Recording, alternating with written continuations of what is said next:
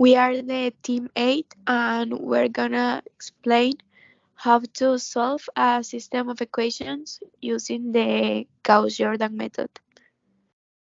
So the first thing to do to solve the system of equation by the Gauss-Jordan method is to make columns with the variables that in this case are x, y, z, and I in the same order for each equation, and then place their corresponding coefficients for in this case for x there are 5, 4, and 5 again.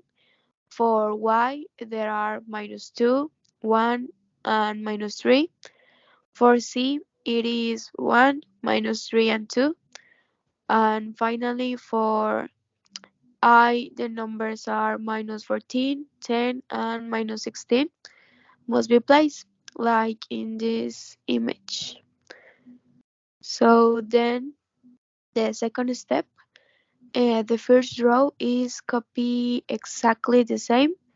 Then you have to convert the 4 to 0 with the number of the first row, which is 5.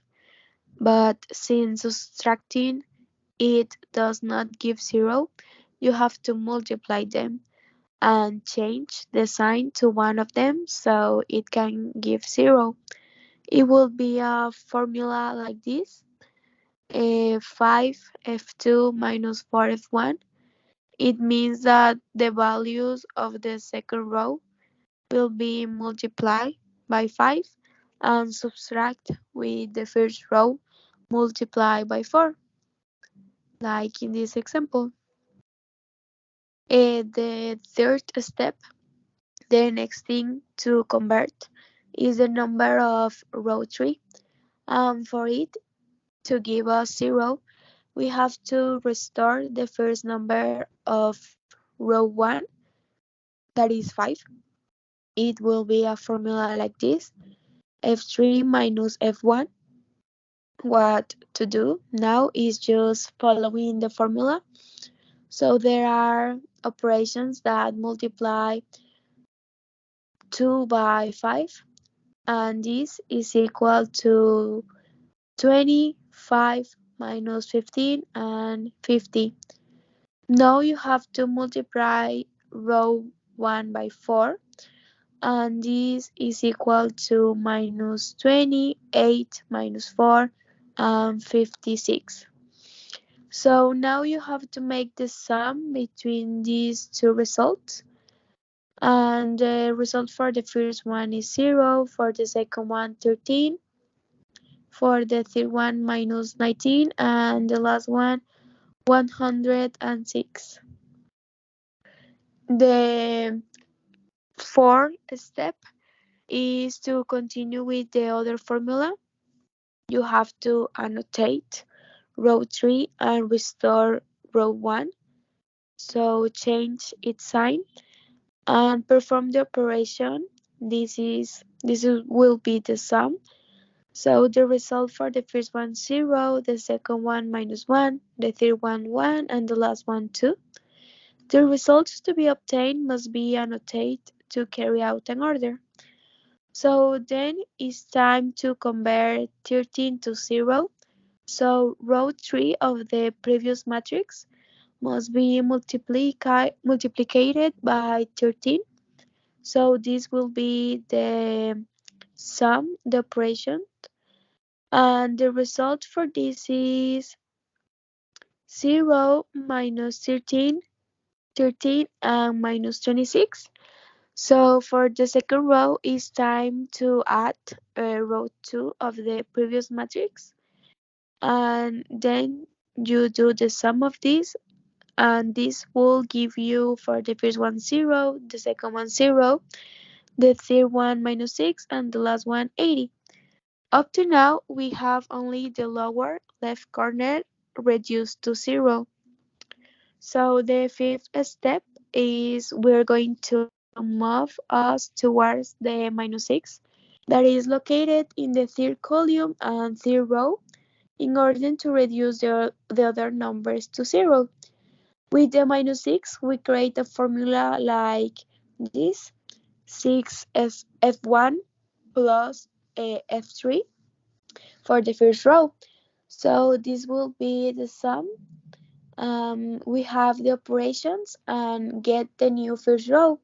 So the result for the first one is 30, the second one minus 12, the third one 0, and the last one minus 4.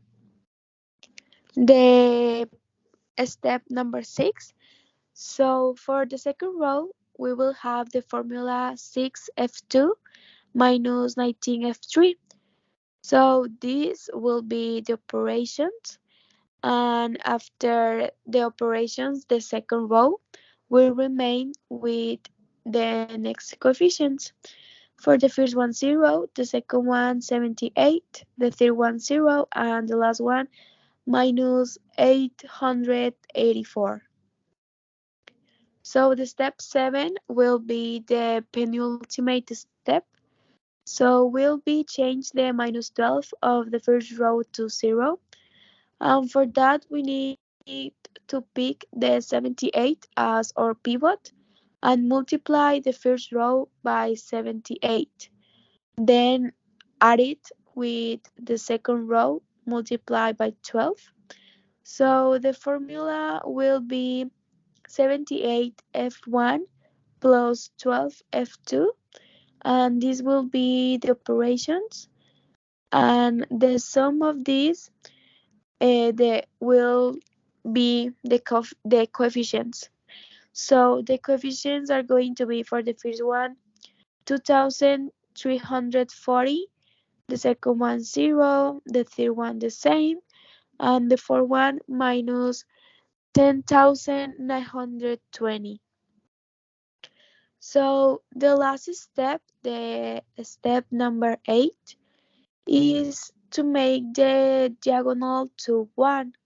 For that, we only need to divide the rows by their middle number. So we have the next operations. The first one is f1 divided by 2340. For f2 is f2 divided by 78. And the last one, f3 divided by minus 6. So in this side, we have the operations for x minus 10,920 divided by 2,340. So the result of this will be minus 4.66. For y is minus 884 divided by 78, and the result will be minus 10.33. For c is 80 divided by minus 6, and the result for this will be minus 13.33. So as we said at the beginning, um, the coefficients will be the independent term, and we have here the results. As an extra step, we have like we can substitute the values in the initial equations. This in order to confirm the results in case we have any doubt. And this is how you solve a system of equations using the Gauss-Jordan method. Thank you.